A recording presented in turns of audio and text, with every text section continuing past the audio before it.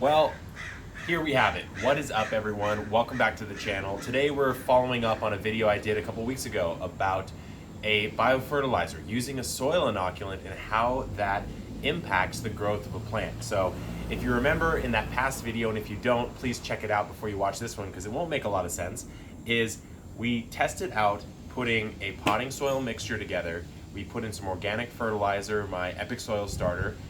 Both of those were equal for both of these plants, which is a dark galaxy tomato plant. And then in one of these, we added a soil inoculant, the Earth Alive Soil Activator. Now, what's really interesting here is initially, it actually was doing worse. So the soil activator, well, it was doing worse from a top growth appearance perspective.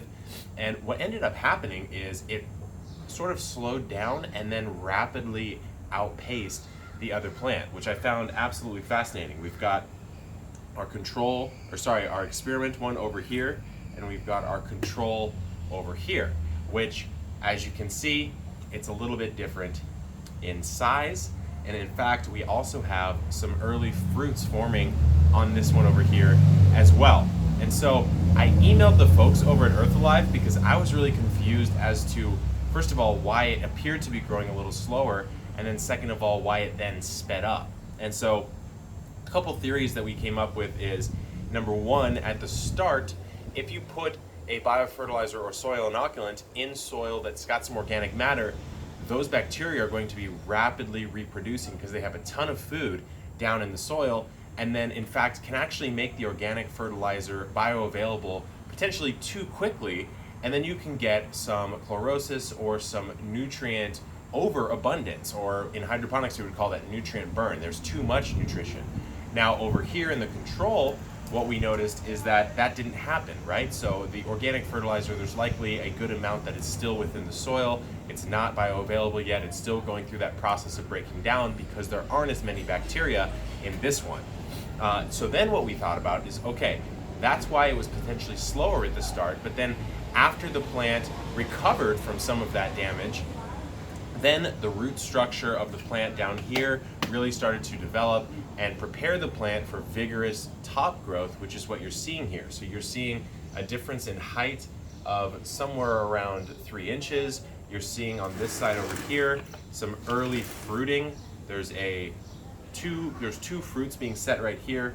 Over here we do have some flowers and we do have some fruits as well, but they're a little bit farther behind. I would say this one's about a third to a half inch in diameter, and this one's about a quarter inch in diameter. So it's maybe a weekish or so behind. It's hard to really say exactly, but certainly the end result is that the soil that was inoculated with the biofertilizer performed better. Now that makes complete sense because if we know anything about the soil food web and how all these nutrients interact and how the ecosystem of the soil interacts with everything else, it does make sense that this would really work, because what's happening again is the organic matter that's being broken down at a much quicker rate over here and becoming bioavailable is simply not getting broken down at that quick of a rate over here. And so we're working with a little bit of that organic fertility and then whatever's in my potting soil mix, which is well-rotted compost, as the major fertility factor over here. So over here we've got the well-rotted compost, but then we also have a lot more bioavailability, when it comes to the organic fertilizer. It's being broken down. Now that's one of the problems typically with organic fertilizers, is that it takes a little bit of time to break down. I'm not saying that's a bad thing. That's actually part of the natural cycle of soil health in our ecosystems, but it is a reality. And so soil inoculants can, it looks like, at least in this one experiment, help do that. Now this again was with Earth Alive's Soil Activator. Super easy to apply. There's plenty of soil inoculants out there. I would recommend this one just because it seems to work pretty well for me. And that's all I've got to show you guys. I'm very excited that this experiment finally did pan out. If you recall, I was doing it with some other plants earlier on, and then we switched to this tomato experiment because we wanted to see, how it would work if we did add some organic fertilizer instead of just doing potting soil plus the inoculant. We wanted to have some sort of medium for that bacteria to work upon.